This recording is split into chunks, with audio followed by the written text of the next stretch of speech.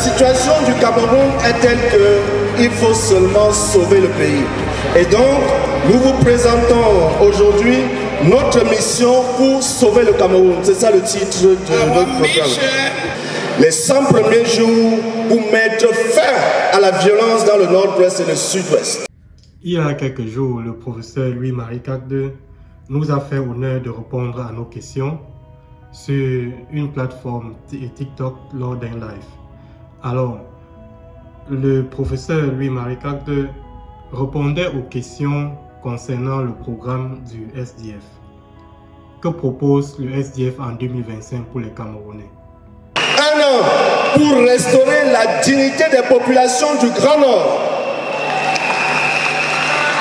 3 ans pour refonder les institutions. Et un mandat pour la transformation socio-économique de notre pays. Joshua Nabangi aussi. Construire un gouvernement au service du peuple, pas de l'élite qui accapare nos terres et nos richesses. Mettre fin à la guerre dans le nord-ouest et le sud-ouest, par la paix et non par la violence.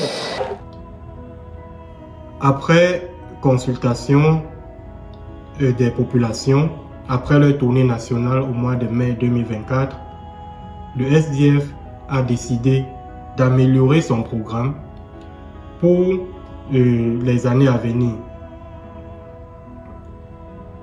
Dans le cadre donc, de cet exercice, le professeur Louis-Marie Cagde, deuxième vice-président national du parti, va donc mieux nous expliquer ce que le Social Democratic Front propose à nous autres Camerounais.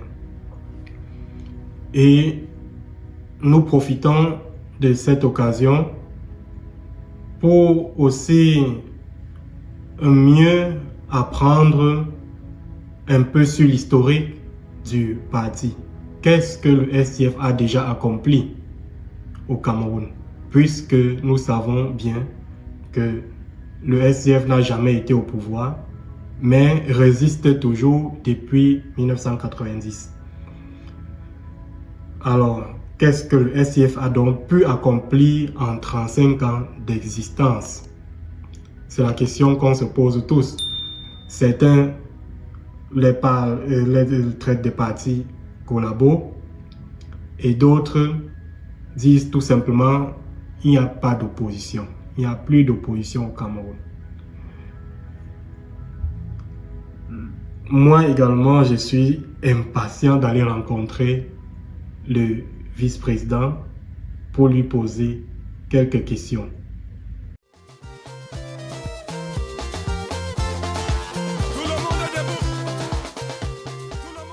Bienvenue à notre conférence que nous avons convoquée aujourd'hui.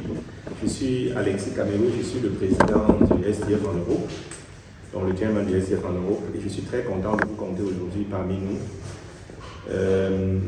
Bien, la soirée que nous avons aujourd'hui sera portée sur 2 thèmes. Le premier thème, ce sera la discussion sur le programme politique du SDF, et nous allons clôturer naturellement avec la présentation, l'installation de notre équipe du SDF en France. Donc avant peut-être même déjà de commencer, de continuer dans mon propos liminaire, j'aimerais d'abord nous prier tous de nous lever pour que nous chantions l'hymne national qui nous réunit. Chère patrie, bien chérie, tu es notre célébré bonheur, notre joie et notre vie, à toi l'amour et de grand honneur. Nous sommes réunis aujourd'hui ici pour, d'un côté, vous présenter notre programme, le programme politique. Vous savez, nous sommes dans une année d'élection et il est très important d'échanger, de discuter avec les compatriotes, les amis, les sympathisants et même les partenaires, les futurs partenaires de demain. Et c'est la raison pour laquelle il était très important pour nous de partager avec vous. Je pense qu'il y a d'autres personnes peut-être à l'entrée, de partager avec vous ce moment, de partager avec vous ces moments très forts. Vous savez, le 1er mars 2025, nous avons tenu le congrès où nous avons eu à élire le candidat du STF.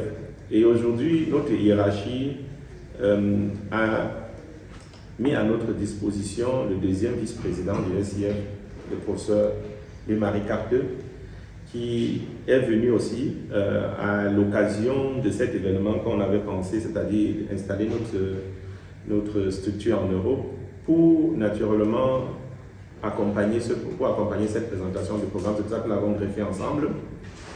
Et je tiens déjà à remercier le deuxième vice-président, le professeur Louis-Marie Carteux, d'avoir fait le déplacement, d'être venu à notre rencontre, à la rencontre des Camerounais, des compatriotes, des amis, des sympathisants et peut-être, comme je l'ai dit, des partenaires demain pour pouvoir discuter avec nous.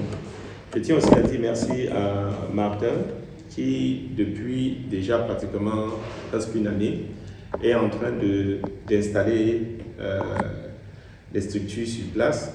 Donc, sans plus trop entendre, je vais donner la parole au deuxième vice-président, notre deuxième vice-président, pour qu'il se présente et peut-être pour que nous allions directement dans les débats. Merci beaucoup, chers camarades, chers compatriotes. C'est un plaisir d'être là. Merci Martin d'avoir organisé cet événement. Le SDF, comme vous le savez, comme tu as appelé, a tenu un congrès extraordinaire le 1er mars dernier. Le but était de présenter son projet de société pour le Cameroun et d'élire son candidat pour l'élection présidentielle d'octobre 2025 au Cameroun. Une autre question. Merci encore, vice-président.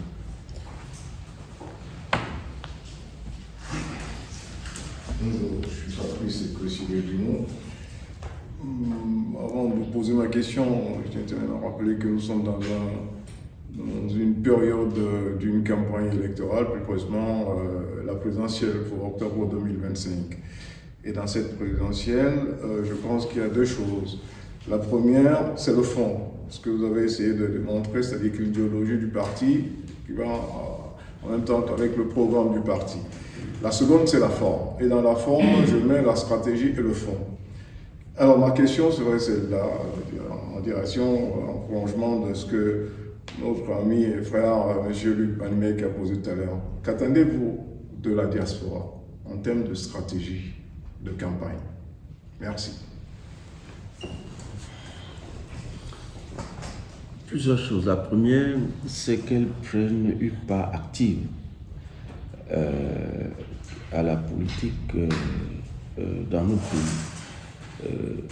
Depuis fort longtemps, avec cette affaire de double nationalité, on a exclu ou a éloigné notre diaspora de la contribution aux affaires du pays, ce qui n'est pas juste. Nous pensons qu'il est venu le temps pour que la diaspora, qui a un benchmark, c'est-à-dire qui peut regarder un modèle qui marche ailleurs et implémenter chez nous, puisse prendre une part vraiment active, même en étant candidat. Nous avons vu en 2020 que beaucoup d'élus au Cameroun habitent en France ou en Allemagne ou aux États-Unis sans que cela ne pose problème. Et que des personnes qui pensent qu'elles ont la possibilité de contribuer activement ou qui sont déjà en activité, parce que quand on dit diaspora, là, beaucoup d'entre vous sont en activité sur le terrain, à travers des associations, à travers des entreprises, à travers pas mal de choses, que ces personnes-là occupent le devant. Il y aura après notre programme c'est 2025-2026, et il y aura immédiatement, ça c'est au plus des cas, ils peuvent même combiner, il y aura immédiatement après les présidentielles, les élections locales, municipales, législatives, et nous pensons que les gens qui peuvent, ou les gens qui sont en activité actuellement au Cameroun, doivent directement se positionner pour que la mouvance de la campagne puisse arriver jusqu'aux élections locales et leur permettre d'occuper les positions qui devraient être les leurs. Quelquefois, nous avons abandonné l'activité politique aux médiocres, aux personnes qui quelquefois sont incompétentes et ne sont là où elles sont que parce que nous n'avions pas été là. Et le premier message pour nous, SDF, c'est de vous demander de vous engager et qu'on s'engage ensemble. Pas simplement pour voter, s'inscrire et voter en France ou en Europe, mais pour travailler sur le terrain. Et donc, nous, dans notre stratégie, ce n'est pas la différence qui va se passer avec les années 90-2000, c'est que c'est l'oracle de Nidon Fundi qui permettait aux personnes d'être élues au niveau local. Et la limite a été que lorsque Nidon Fundi, de regretter mémoire, a commencé à se fatiguer, les choses aussi ont commencé à se fatiguer. Il faut faire l'inverse aujourd'hui. Dans notre entendement, il faut développer le leadership local. Et que ce soit la somme du leadership local qui crée une dynamique au niveau national. De telle façon que même s'il y a des conflits de leadership au niveau national, que cela n'impacte pas les résultats ou l'implantation du parti au niveau local ou bien des activités réelles. Nous avons des benchmarks totalement formidables, par exemple des communes gérées par le SDF où l'eau est gratuite, où l'électricité est gratuite depuis les années 1997. Ce sont des choses que l'on peut généraliser et montrer comment on peut donner l'eau et l'électricité à nos concitoyens en gérant simplement la commune sans avoir à attendre de l'État. C'est vraiment possible. Et ce sont des choses comme ça que nous pouvons faire à notre petit niveau pour réussir. Donc nos stratégies se basent sur le recrutement des candidats et sur le recrutement des agents électoraux. Par le passé, nous étions absents dans le bureau de vote pour sécuriser le vote. Quand je dis nous, c'est quelquefois l'ensemble de l'opposition. En 2020 et en 2018, il y avait 26 000 bureaux de vote au Cameroun. Et le SDF qui était le plus représenté, c'était dans 6 000 bureaux de vote. Donc on a 20 000 bureaux de vote où on ne pouvait pas gagner. Soyons aussi sincères quelque part, je ne veux pas. Parce que quand vous êtes absent des bureaux de vote, il y a manipulation dans ces bureaux de vote-là. Quand vous regardez encore les choses de façon approfondie, vous allez voir que sur les 360 arrondissements ou communes que compte le Cameroun, le RDPC est parti en 2020 seul dans 117. Où étaient les gens? Ils ont gagné sur tapis vert dans 117. Il n'y avait pas de compétition, il n'y avait pas de candidat, il n'y avait rien. Et c'est pour nous aujourd'hui une des choses les plus essentielles qu'il faut faire. Que vous ne laissiez pas la place vide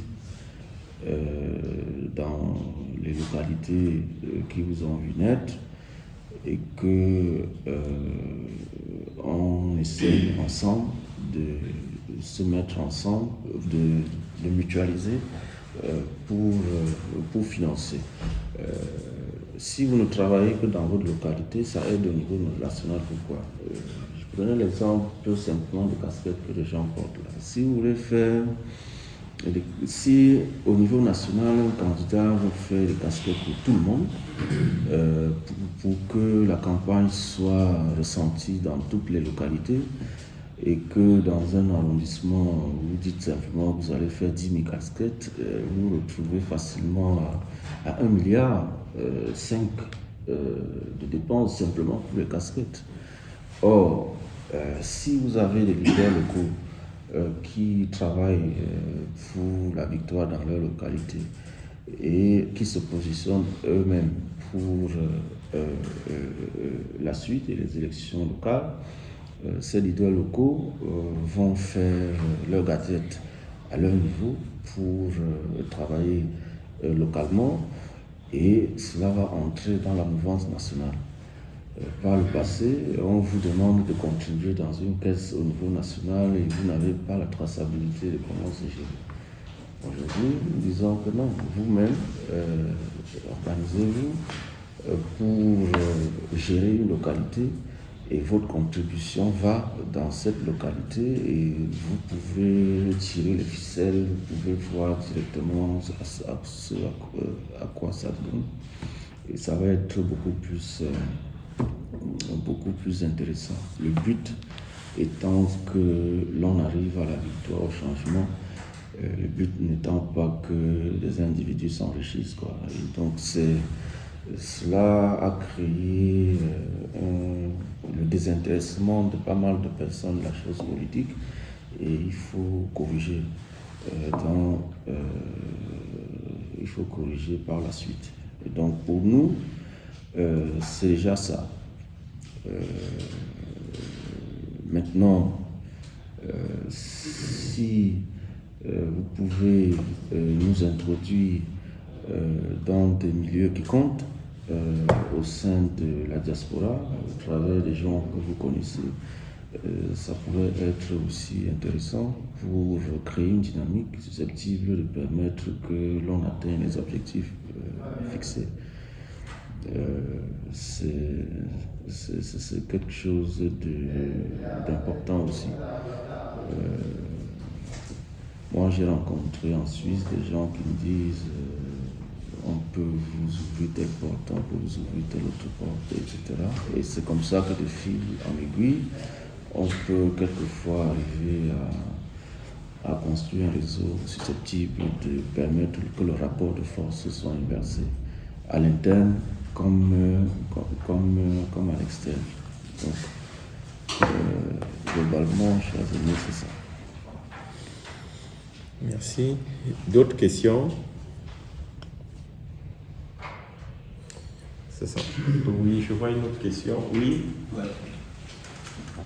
Je salue l'Assemblée. Je m'appelle Daniel Jean. Je viens de la Belgique. Je suis arrivé un peu en retard. J'ai suivi une bonne partie du programme présenté par le professeur. Mais ce que je voulais dire, c'est que tous les partis viennent de nous vendre leur programme que nous allons trouver beau ici. Quelle est donc la stratégie du SDF dans cette campagne, puisque c'est l'année présidentielle? C'est l'année de la présidence, cette année 2025. Quelle est la stratégie du SDF? J'ai entendu le professeur dire tout à l'heure qu'ils ont pu couvrir 20 000 euros sur les 26 000. Et nous sommes à 7 mois, si le calendrier est respecté, de l'élection présidentielle. Comment vous entendez donc couvrir tout le territoire pour être présent dans tous les bureaux de vote? Est-ce que vous avez des stratégies avec d'autres partis? Parce qu'il est certain que chaque parti a son bastion. Est-ce qu'il y a entre vous des pourparlers pour contrôler le vote? Merci. Merci beaucoup. Je crois que la question est très importante pour la suite. C'est vrai qu'on ne parle pas toujours de stratégie en public, etc. Mais il y a quelques éléments qu'on peut parler. Est-ce que les partis se parlent? La réponse, c'est oui. La réponse est oui. La démarche du SDF est de n'aller à la mairie pour signer l'acte de mariage que lorsqu'on sait suffisamment, lorsqu'on se connaît suffisamment et que lorsqu'on sait bien parler. Vous voyez que une coalition comme celle de l'ATP s'est déjà gâtée parce que les gens sont allés à la télévision annoncer être ensemble sans s'être parlé au départ. Il n'y a pas de mariage quand vous n'avez pas une vision commune. C'est ce que j'ai dit au départ quand je n'étais pas encore là. Il faut une vision commune, il faut des axes de collaboration clairs, il faut un agenda commun, il faut regarder aussi les moyens de fonctionnement. Parce que après, quand vous vous asseyez pour discuter tout ça, vient la question de qui finance quoi ou qui met quoi sur la table. Il faut tout ça d'abord. Il faut regarder, il y a au moins 8 critères pour faire une coalition. Et c'est quand vous avez noué tout ça et vous passez aux accords que vous pouvez sortir maintenant pour dire voilà notre coalition. Et c'est solide et ça tient. Malheureusement, tout ce qui est annoncé jusqu'ici ne va pas dans notre sens. Et nous, on ne se précipite pas de dire que parce que vous nous avez vus ensemble, on est déjà dans une coalition. C'est pas ça. On discute d'abord de façon profonde. Il y a même un premier draft, une première déclaration signée par 6 partis politiques que nous n'avons pas publiée parce que nous ne voulons pas que, une fois publié, que le régime ou bien que ces gens-là commencent à déstabiliser pour nous. On travaille. Ça existe.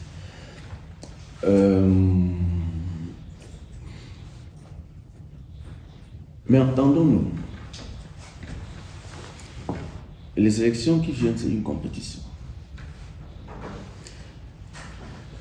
Nous tous ici, nous sommes d'accord que quand on va à une compétition,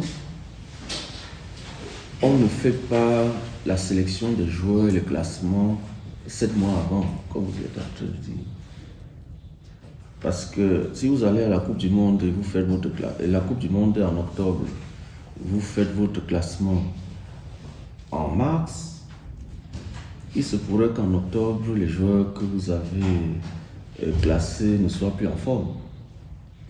Il se pourrait que certains se soient blessés entre-temps, etc., etc.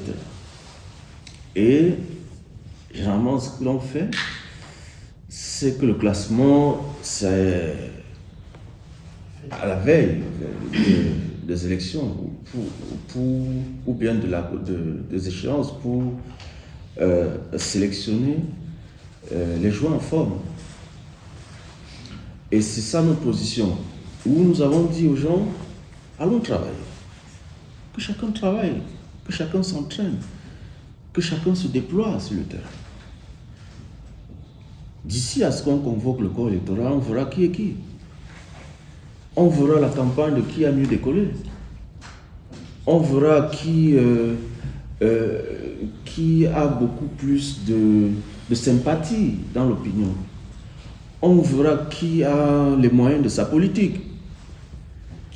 Et sur cette base-là, on verra si on va ensemble ou pas. Quand Olivier Billet est venu nous voir, je ne sais pas pourquoi c'est notre moins cher, mais Olivier Billet est venu nous voir et puis on dit ok, ouais.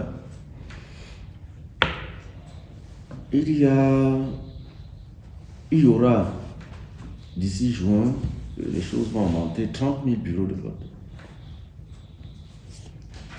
On dit, cher Olivier, vous venez demander au SDF de se mettre derrière vous. C'est bien gentil. Mais vous là, vous avez déjà combien de représentants dans le bureau de vote? Parce que vous dites qu'on vous suit. Il n'a rien.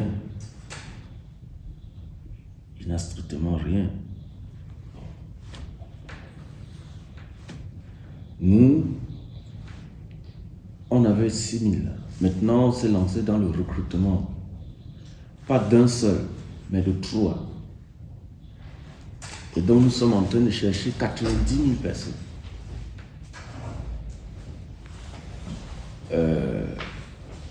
Pour plusieurs raisons. Et les personnes qui sont en charge de ce travail, c'est des présidents de circonscription électorale. Pour nous, la circonscription électorale, c'est l'arrondissement. Nous en avons donc 330 plus ceux de la diaspora, comme celui qu'on va installer aujourd'hui. Et on leur dit, le nombre de bureaux que vous avez par arrondissement, nous voulons que vous nous donniez 3 noms, avec les numéros de téléphone et tout ça. 1, pour qu'on les forme, qu'ils sachent ce que prévoit la loi et ce qu'il faut faire, le moment venu. Parce que vous mettez les gens, ce travail on le faisait à la dernière minute, et c'était une erreur. Parce qu'au lieu de faire campagne, nous on était en train de chercher ceux qui vont dans le bureau de vote, on ne réussissait même pas. Il faut le faire maintenant. Et quand vous prenez n'importe qui, vous mettez dans le bureau de vote alors que la personne ne connaît pas la loi, le sous-préfet vient leur demander de sortir, eux ils sortent. Alors que le sous-préfet ne doit pas entrer dans le bureau de vote. Vous comprenez toutes ces choses. Et donc les gens qui connaissent la loi et leurs droits ne s'exécutent pas. Et rien ne leur arrive, parce que c'est la loi. Et donc, ça c'est la première chose. Recruter 90 000 personnes, les former. Parce que la loi nous permet aussi de désigner, la loi dit que c'est un représentant par bureau de vote, mais nous prenons 3. Ensuite, il y a 2 scrutateurs. Les scrutateurs, c'est pour le dépouillement le soir. Mais nous prenons 3. Parce que la loi nous permet de désigner le représentant le matin même, jusqu'au matin même du vote. Et donc, pour éviter la corruption, qu'est-ce qu'il faut faire? Parce que, oui, nous prenons 3 maintenant. Le régime peut travailler à corrompre nos gars longtemps avant. Mais ils devront corrompre les 3 parce qu'ils ne savent pas qui on va désigner finalement à la dernière minute comme représentant du candidat dans un bureau de vote. Et donc, c'est autant de garde-fous que nous donnons pour réussir cette tâche-là. Et c'est tellement important. Dans les régions, si je prends la région du Sud, en 2018, le SDF n'était représenté que dans un bureau de vote. Dans toute la région du Sud. Et c'est le seul bureau de vote où le RDPC n'a pas eu 100%. Ça veut dire quoi? Ça veut dire que si nous étions représentés partout, cela aurait réduit la réserve de voix, parce que quand les gens se donnent 100%, ils ont une réserve de voix qui permet de combler là où ils échouent, là où ils perdent les élections. Donc, le simple fait d'être là et que le résultat réel soit diffusé, par exemple, le taux d'abstention dans ce bureau de vote dans l'arrondissement de Moyomoussi était de 60%. Et donc, comme ils ont mis 500 par bureau de vote, c'est le seul bureau de vote où il y a eu seulement 200 votants. Et donc, le RDPC a perdu 300 voix qui se sont mis partout. Donc, le seul fait d'être là a permis qu'ils perdent 300 voix. C'est très important, cette affaire. Et nous, on travaille plutôt dans ce sens-là aujourd'hui. On verra d'ici juillet qui est qui. Et on va mener d'autres types de débats. Parce que une des questions qui vont venir là encore, c'est de nous dire la coalition. Que si toute l'opposition n'est pas unie, on ne gagnera pas.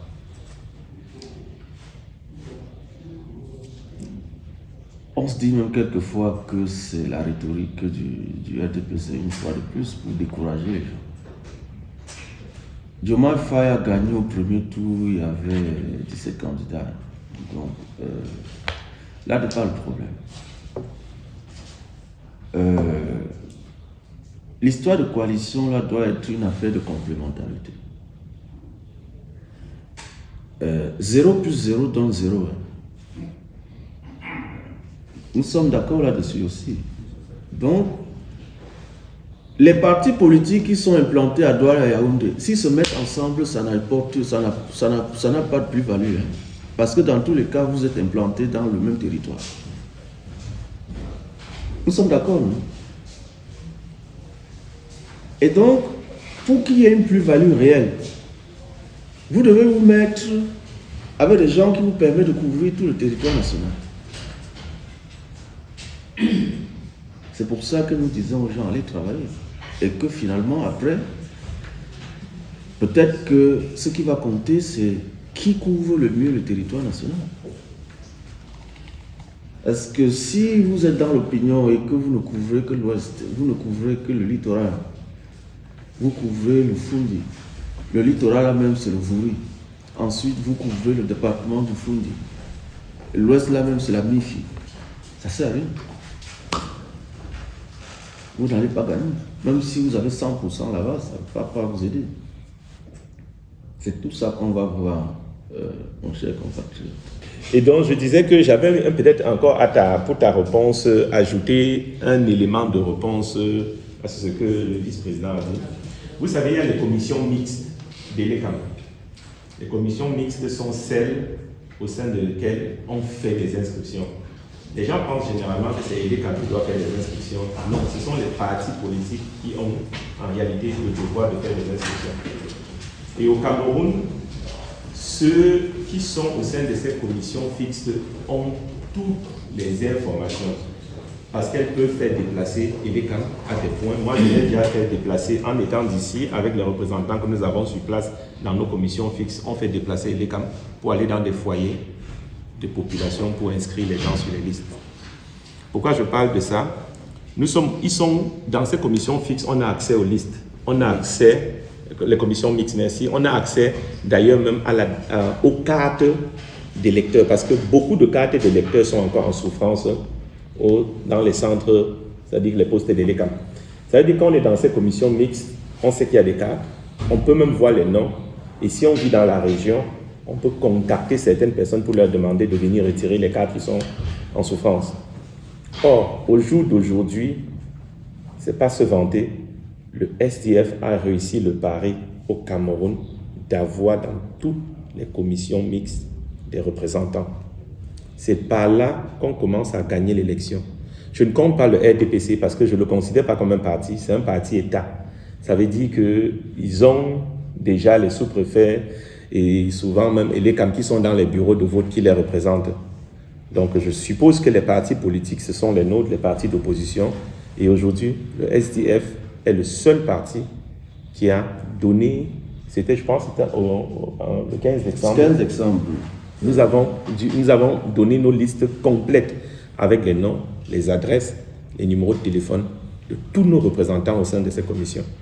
Et ça ne nous empêche pas de continuer, comme le vice-président l'a dit, au recrutement de nos 90 000 scrutateurs dans les bureaux de vote. Et nous comptons naturellement, même à la diaspora, nous l'avons aussi fait, c'est-à-dire nous sommes présents en France, nous sommes présents en Angleterre, nous sommes présents en Allemagne. Vous savez, l'Angleterre, par exemple, recouvre encore tout un autre, en fait, ils vont jusqu'à l'Europe du Nord, c'est-à-dire les pays scandinaves. Nous avons la Belgique. Nous sommes en train de résoudre la question de l'Italie et de l'Espagne pour être représentés dans les grands pays, les grands foyers d'inscription. Et donc, je profite de cette occasion pour rappeler encore ce que le vice-président vient de dire. Et j'ai commis un communiqué dessus pour ceux qui n'ont pas encore eu. Les femmes camerounaises ont le droit de vote. Ce n'est pas quelque chose que nous demandons. C'est-à-dire, ça fait partie, si je ne me trompe pas encore, de l'article 32 de cette fameuse loi de 1900, c'est même cette ordonnance de 1968. Et je pousse le bouchon encore très loin parce qu'en fin de l'année dernière, j'ai commis toute une liste de recommandations et peut-être même j'ai saisi Elecam au Cameroun par le biais de mon président national et du secrétariat général pour leur dire que l'application de cette ordonnance de 1968 en ce qui concerne la nationalité, même pour les hommes, elle est très ambiguë dans son article, je pense, 42, 47.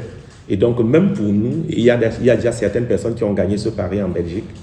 Ils s'inscrivent sur les listes malgré le fait qu'ils ont un passeport étranger.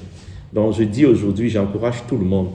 Le changement, sur la voie du changement, il n'y aura pas une voix, comment on dit, une petite voix. Toutes nos voix seront importantes. L'élection peut se décider, comme on dit, sur la corde. Il est très important que nous allons tous nous inscrire. Dès qu'il aura convoqué le corps électoral, il ne sera plus possible de s'inscrire. On va stopper avec les inscriptions. Donc nous avons encore jusqu'en, je pense, juillet maximum, au maximum pour s'inscrire sur les listes électorales. Donc ça, c'était un peu le petit rappel que je voulais amener. Je vois déjà un doigt se lever. Oui. Donc c'est juste pour rappeler que dans cette ambiguïté, il y a ce fameux article, je ne sais plus lequel, dans lequel on dit que vous devez avoir rejeté la nationalité par écrit. Or, au jour d'aujourd'hui, ce qu'on reproche à la diaspora, aucun Camerounais n'a signé une lettre ou demandé à l'ambassade du Cameroun, au consulat, sa radiation de la nationalité. Et ça, c'est une réalité. Le problème, c'est que l'application, elle est faite de façon injuste dans les ambassades. Quand vous arrivez, mon fils, l'un de nos enfants est allé à l'ambassade ici demander son passeport. On lui a dit, mais quand votre papa est devenu français, vous êtes français, donc on vous il dit, mais je suis né au Cameroun, j'ai tous mes papiers camerounais, pourquoi vous me refusez le passeport? Alors, donc, c'est une application injuste, tout simplement. Et même quand on n'a pas rejeté la nationalité, personne ici, aucun d'entre nous ici ayant le passeport français, n'a dit je ne suis plus camerounais. Moi je suis né en 1951, j'ai encore mes papiers, mon acte de naissance. En 2019, j'ai fait un certificat de nationalité au Cameroun. Mais quand je vais à l'ambassade, je suis considéré comme étant plus camerounais. Et peut-être juste pour aller encore dans le même ordre d'idée, la même loi dit que la perte de la nationalité se constate par un décret qui est lu à la radio et à la télévision. À la radio en langue anglaise et en langue française. Donc je veux dire qu'il y a cette ambiguïté. Ce que je demande au-delà de l'ambiguïté, c'est de lutter pour notre droit de vote. Parce qu'ils savent que c'est l'arme que nous avons. Donc ça, c'est le premier combat. Le second combat sera celui de perdre un peu du temps ce soir.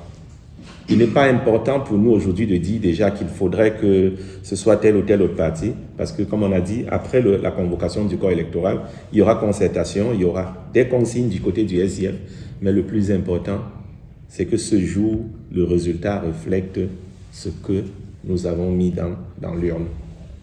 On a vu l'exemple du Sud où, en étant juste présent, on les a forcés à ne pas publier des résultats qui ne sont pas conformes à ce qui a été mis dans l'urne. Et naturellement, à la diaspora, nous savons que vous êtes un facteur, vous êtes des multiplicateurs incroyables.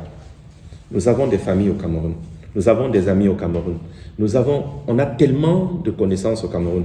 Et si nous les appelons à s'inscrire massivement sur les listes, nous sommes convaincus que l'exploit de 1992 peut se rééditer.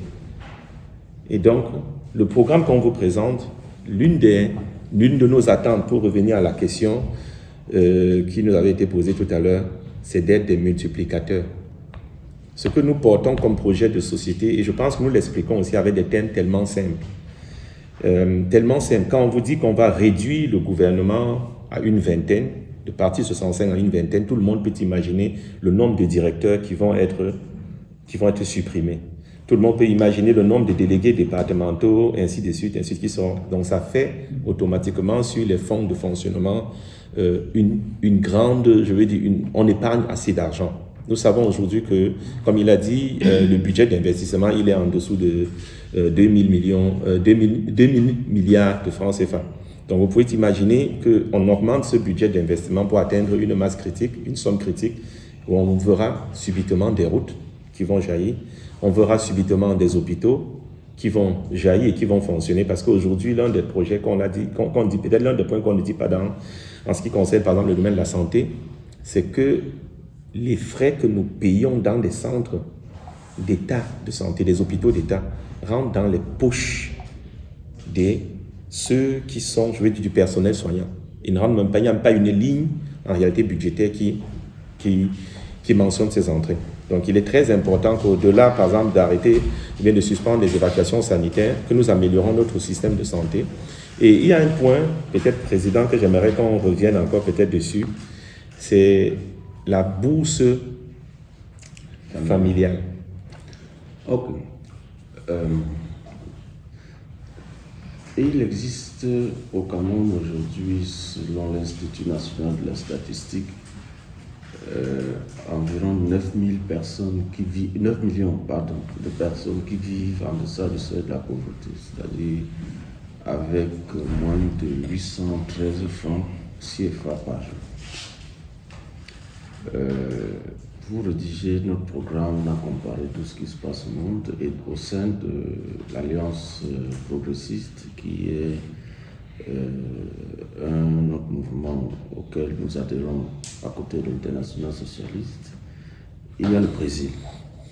Et le président Lula a eu cette idée de bourse familiale qui permet de sortir ces familles de la précarité, de les accompagner, de les sortir de la précarité à travers plusieurs mécanismes qui ne coûtent plus ou moins rien à l'État, parce que quelquefois, ce ne sont que des services.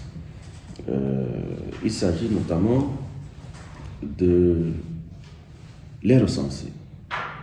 Le fait dans notre pays aujourd'hui, c'est que on ne les connaît même pas de façon formelle. De les recenser et qu'elles procèdent à leur déclaration de revenus. Donc de leur sortir de l'informel. Ensuite, de leur mettre un cahier de charge contre la bourse qu'elles vont recevoir. Il y a déjà au Cameroun, en 2025, il y a un budget d'environ 101 milliards dans les filets sociaux. Et donc, aujourd'hui, le gouvernement distribue 30 000, machin, tout ça aux gens. Et ça n'a pas d'impact. Pour la simple raison que, franchement, d'une part, ça n'arrive pas à la maison. Ça finit au bar pour certains chefs de famille qui prennent. Et donc, l'innovation, c'est de ne pas donner à l'homme, mais c'est de donner à son épouse pour que cela serve réellement à la famille. Ensuite, c'est de donner au moins au niveau du SMIC. Parce que nous pensons que le salaire minimal qui est aujourd'hui de 40 000 43 000 pour la fonction publique et le secteur agricole, ce qui n'est pas normal, et de 60 000 pour les autres secteurs est insuffisant. Et dans la politique de redistribution, nous proposons que l'on renégocie à la hausse et que sur la durée du mandat, on peut atteindre les 150 000 qui permettraient à chaque citoyen de vivre. Comme cela se passe dans la négociation entre les partenaires sociaux, ce n'est pas un salaire que l'on paye, ce sont des discussions entre partenaires sociaux qui aujourd'hui gagnent quelquefois, font des marges suffisamment importantes et ne reversent pas la part des travailleurs et des employés. Nous pensons que c'est bien possible et que si on ne s'est limité qu'à 60 000, c'est entièrement la faute de l'État qui ne voulait pas augmenter ses charges, l'État qui gère les sociétés comme la CDC et autres, qui a voulu tirer ça par le bas. Sinon, les autres patrons étaient d'accord pour augmenter ce niveau-là. Et donc, on paye le SMIC. Mais il y a un cahier de charge. Le cahier de charge, par exemple, c'est que les parents acceptent de suivre un programme de renforcement de capacité, par exemple sur l'entrepreneuriat, pour pouvoir être actifs, pour pouvoir gérer leur activité génératrice de revenus de façon rentable. Ce qui aujourd'hui ne se fait pas. Parce que quand vous voyez une maman qui vend les beignets, en réalité, elle ne réalise pas le profit, mais elle ne sait pas. Parce qu'elle ne compte pas le bois qu'elle prend dans son champ pour faire le feu. Peut-être que l'huile vient aussi du champ, elle ne compte pas tout ça dans le prix de vente. Elle ne se paye pas elle-même, elle ne compte pas qu'elle doit avoir un salaire. Et finalement, ou une maman qui vend le bâton de manioc, et finalement elle perd. L'exemple du bâton de manioc est typique, vraiment, parce que 1 kilo de bâton, 1 kilo de manioc brut au Cameroun aujourd'hui coûte dans les 1000 francs CFA. Or, au lieu de vendre directement son manioc brut, nos mamans transforment pour donner une plus-value. Normalement, ça devrait coûter plus cher quand on donne une plus-value. Elles transforment pour faire le bâton de manioc. Sauf que les 1 kg de manioc ne suffisent même plus pour faire 10 bâtons qu'elle peut vendre à 1000 francs. Brut, ça lui fait déjà 1000 francs. Elle donne une plus-value pour gagner moins. Elle ne sait pas. Elle ne sait pas. Et elle se tape tout ce travail-là. Elle ajoute le bois de chauffage, elle ajoute tout ça. Son propre salaire à elle, qu'est-ce qu'elle gagne elle-même comme revenu là-dedans, elle ne met pas. Et c'est ça qui justifie la pauvreté chez nous. Et donc, les mettre simplement dans un programme de renforcement de capacité pour lui expliquer que maman, si tu veux vendre ton bâton là, si un bâton ne coûte pas 500, ça ne vaut pas la peine. Ça ne vaut pas la peine. Mieux tu vends ton manioc brut et tu gagnes ton argent. Sinon, ça ne vaut pas la peine de se lancer dans cette activité-là. Tu perds de l'argent. Même chose pour les beignets que nos mamans vendent. Même chose pour quand elle va un régime de bananes, elle ne sait pas que c'est 1 an de travail. Et donc, c'est ça la pauvreté dans notre pays. Donc la bourse familiale permet de renforcer les capacités. La bourse familiale permet de leur donner comme cahier de charge que vous suivez la scolarité des enfants. C'est quelque chose d'important. Si les enfants sont scolarisés, si les enfants font leurs devoirs, si les enfants travaillent bien à l'école, ce seront des gens bien dans la société. Et donc ce ne sera pas une charge pour la société. Et c'est pour ça que nous gagnons en mettant des gens dans un programme comme ça. Il y aura moins de délinquance, il y aura moins de vandalisme, etc. Vous suivez la santé des enfants. Nous disons qu'il faut faire des consultations, etc. Beaucoup de personnes n'arrivent à l'hôpital qu'à la phase terminale.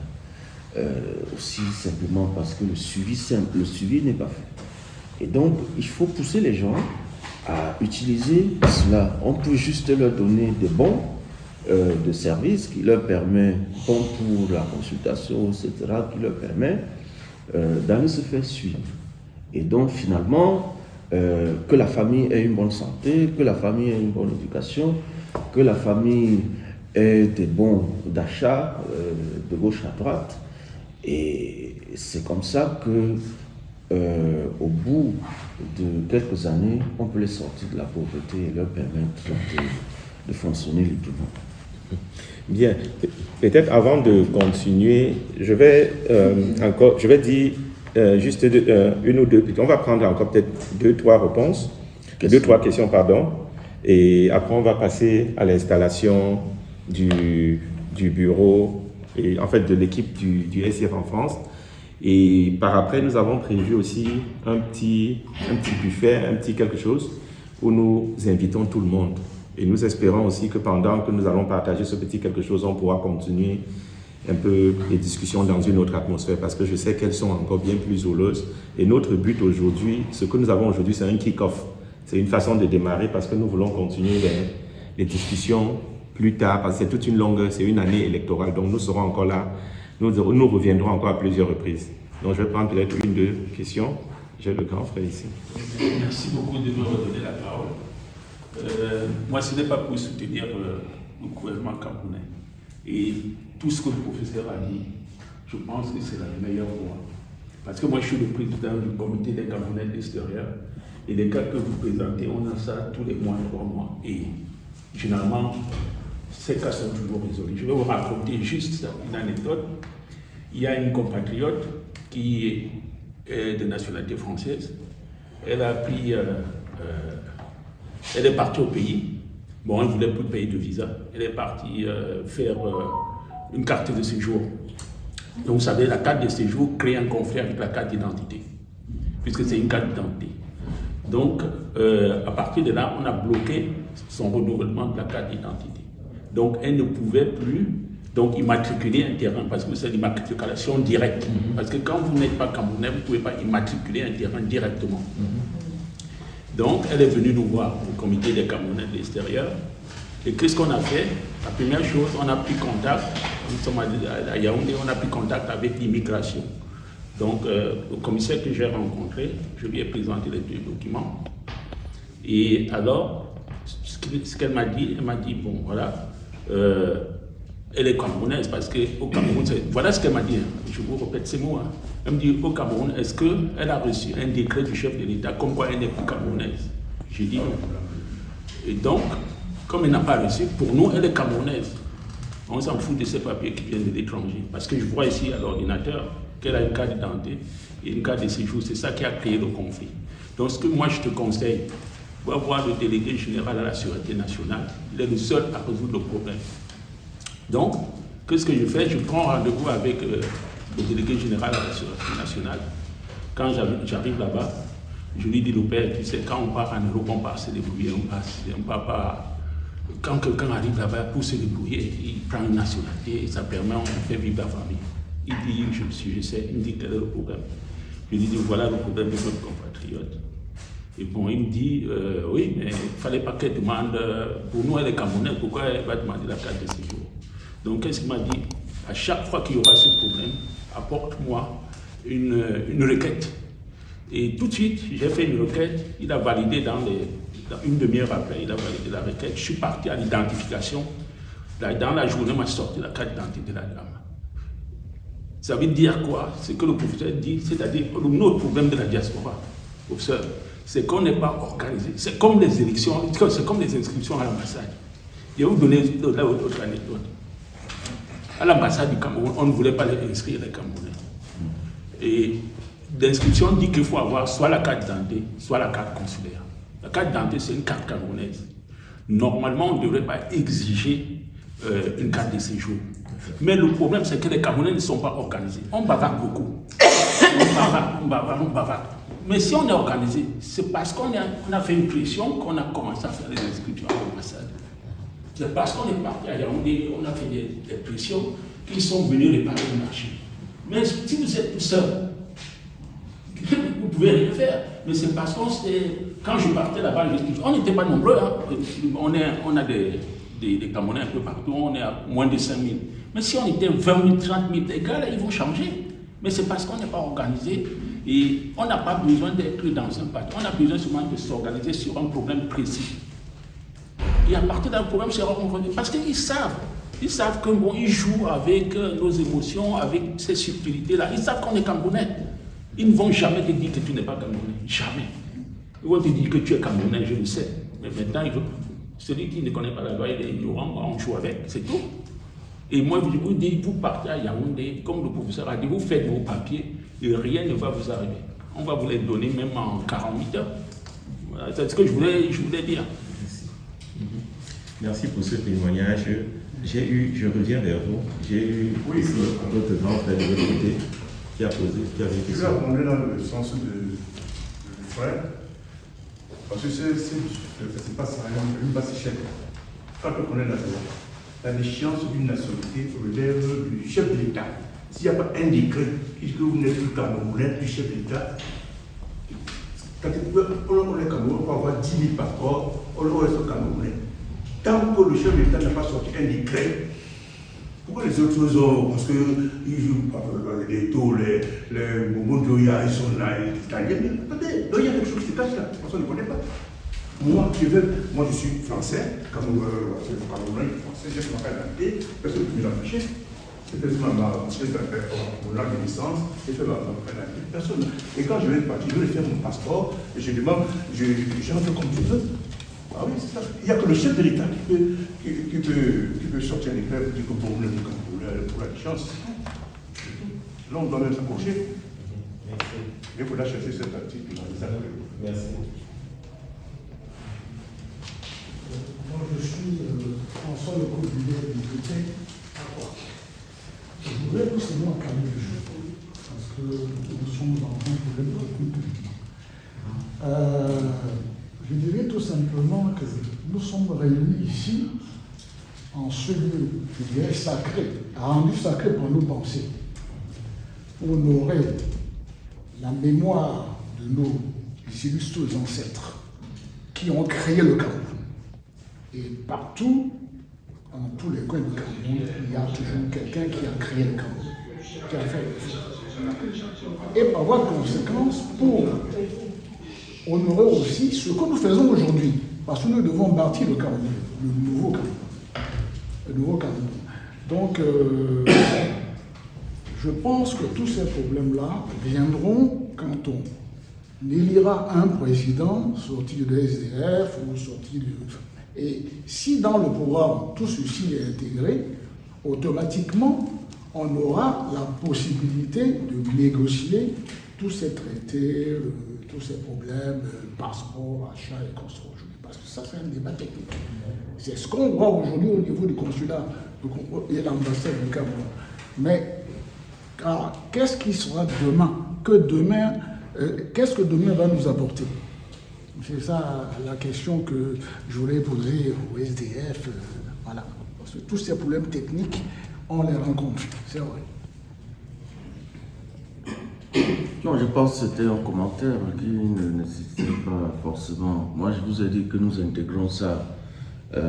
C'est une clarification qui est obligatoire et que nous intégrons dans le programme politique. Peut-être qu'il y a un autre commentaire que je voulais faire pour appuyer ce que tu as dit sur la commission mixte. La loi prévoit que c'est cette commission mixte qui se mue en commission de recensement du vote au soir des élections. Et c'est pour ça que c'est très important. Et c'est pour ça qu'une des raisons aussi pour lesquelles l'opposition a toujours échoué aux élections chez nous. La loi dit qu'on a jusqu'au 15 décembre pour envoyer la liste des représentants. Passé le 15 décembre, c'est échu. Ce qui veut dire que ceux qui n'ont pas envoyé au 15 décembre dernier n'auront pas de représentants pour les élections présidentielles. Et c'est déjà une grosse difficulté. En 2018, nous, SDF, on n'était représentés que dans 3% de commissions mixtes. Vraiment. Vous ne pouvez rien. Il faut à un moment donné, je vous ai dit que on ne peut pas revenir sans reconnaître nous-mêmes nos faiblesses et nos failles. Pour aller loin, il faut corriger les erreurs du passé. Nous, on croyait que c'est le boucan là qui fait gagner les élections. Et donc, c'était un problème de benchmarking. C'est-à-dire que nous ne regardions pas les stratégies qui permettent au RDPC de gagner. Nous, on regardait les stratégies qui nous permettent d'insulter le RDPC ou de faire des choses comme ça. Mais finalement, sur le plan électoral, ça n'apporte pas grand-chose. La commission qui se mue en recensement du vote là, c'est eux qui valident les élections au niveau communal. Donc tous les maires sont validés là-bas. C'est les gens que vous envoyez là qui vont se réunir. et c'est leur PV qui est renvoyé au niveau départemental, où maintenant les représentants des candidats se retrouvent aussi pour valider l'élection des députés. Ou encore, si c'est l'élection présidentielle, c'est généralement placé sous la présidence du président du tribunal de grande instance pour valider les élections au niveau départemental. Ça quitte de là maintenant pour aller au niveau national. Et c'est ce qui se passe au Conseil constitutionnel quelquefois. Et donc, vous voyez que c'est très important d'être dans ces instances-là. Et quelquefois, on se loupait beaucoup par le passé. Et ce sont des erreurs que nous avons corrigées et que nous espérons que cela portera ses fruits. C'est le commentaire que je voulais ajouter sur l'importance de ces commissions mixtes. Bon.